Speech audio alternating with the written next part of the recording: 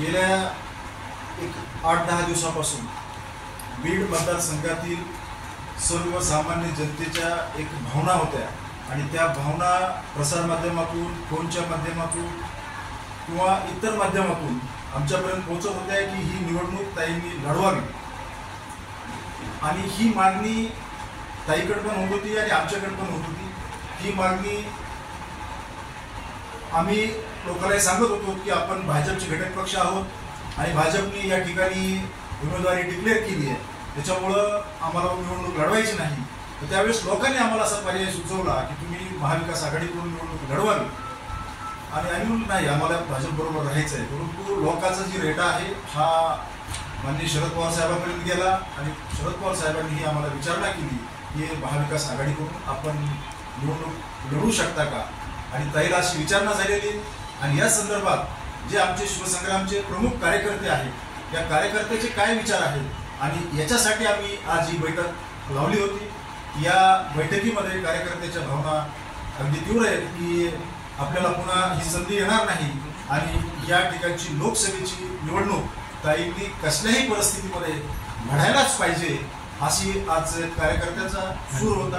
आजच्या बैठकीला आम्हाला प्रचंड असा प्रतिसाद मिळाला। एवढी मोठी आमची जी जागा आहे बैठकीची ती आम्हाला पुरली नाही, अर्धे लोक बैठकी हॉलच्या बाहेर होते आणि या बीड जिल्ह्यातील सर्वसामान्य जनतेपासून शिवसंग्रामच्या सर्व पदाधिकाऱ्यांच्या भावना अगदी तीव्र आहेत की ताईंनी ही निवडणूक लढवावी। पक्ष कुठलाही असला तरी लोकांना काही त्याचा हे नाहीये। आता भाजपने तर तिकीट डिक्लेअर केलंय, उमेदवारी डिक्लेअर केली आहे, त्याच्यामुळं महाविकास आघाडीचा हा एक पर्याय आमच्यासोबत आहे आणि ताईने हा पर्याय स्वीकारावा असं शिवसंग्रामच्या सर्व पदाधिकाऱ्यांची भावना होती। ही भावना आम्ही ताईला कळवू आणि आम्हाला आशा आहे की ताई त्या भावनेचा, लोकभावनेचा कदर करतील आणि येणारी निवडणूक महाविकास आघाडीकडून लढतील। शिवसंग्रामची आगामी वाटचाल कशी राहणार आहे? आतापर्यंत शिवसंग्राम हा महायुतीचा एक घटक पक्ष होता, आता जर महाविकास आघाडीकडून उमेदवारी घेणार किंवा तशी जर निवडणूक होणार तर आगामी वाटचाल कशी राहणार आहे? भाजपसोबत भाजपने न्याय दिला नाही अशी भूमिका आहे का? त्याला धरून एक प्रश्न आहे, जर महाविकास आघाडीकडून जर उमेदवारी मिळाली नाही तर तुमची अपक्ष लढण्याची तयारी सुरू आहे अशी चर्चा आमच्यापर्यंत आलेली आहे। नाही, त्या पर्यायावर आम्ही काही विचार केला नाही। आमची राज्य कार्यकारिणी आणि ताई याच्यावर निर्णय घेतील, परंतु आमची आता सध्या तरी महाविकास आघाडीकडून निवडणूक लढवण्याची कार्यकर्त्याची मानसिकता आहे। आता ह्याच्यावर निर्णय काय घ्यायचा ते आमची राज्य कार्यकारिणी निर्णय घेईल।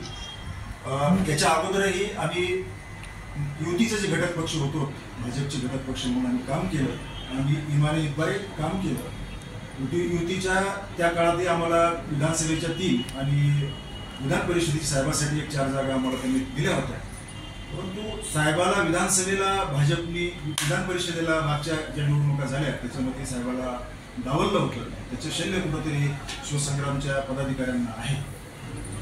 बीड जिल्ह्यामध्ये मेटेसाहेब हयात असताना बी शिवसंग्रामनी भाजपसोबत बीड जिल्हा सोडून युती केली होती, यावेळेस बी तीच परिस्थिती दिसते? नाही, असं तर नाहीये। यावेळेस जर आम्ही प्रत्यक्ष लोकसभेला उभा राहिलो तर आम्ही संपूर्ण राज्यामध्ये आघाडीचं काम